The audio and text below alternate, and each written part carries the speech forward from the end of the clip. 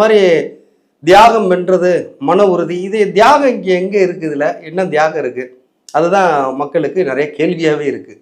அது ஒரு புகழ்ச்சியில் கூட சொல்லலாம். ஆனால் இவ்வளோ பெரிய வார்த்தைகள் தேவையாங்கிறது எனக்கு தெரியல. இப்போ தியாகம் அப்படின்னா என்ன? அதாவது வ.உ. சிதம்பரனார் அவர்கள் செக்கிழுத்த செம்மல், நம்ம விடுதலைக்காக, நம்ம மக்கள் வேதனைக்காக போராடிய செக்கிழுத்த செம்மல் இருக்கார்ல, அவர் சிறை தண்டனை பயங்கரமாக, அதாவது செக்கிழுத்த செம்மல்ல அவருக்கு பேர் அப்படின்னா நம்ம எந்த அளவு சிறையில் ஒரு பாட்டி வதைச்சிருப்பாங்க, அதெல்லாம் பெற்று விடுதலையாகி வெளியே வர்றாரு.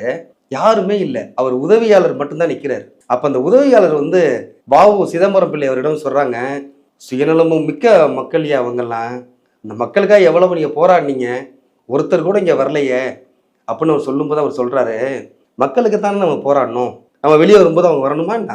தேவையில்லை, நம்ம சரியாக தானே இருக்கோம், வாங்க போகலாம் அப்படின்ட்டு 2 பேரும் கிளம்பும் போது பின்னாடி இருந்து ஒரு குரல், பிள்ளைவாள் பிள்ளைவாள் அப்படின்னு ஒரு குரல் கேட்குது.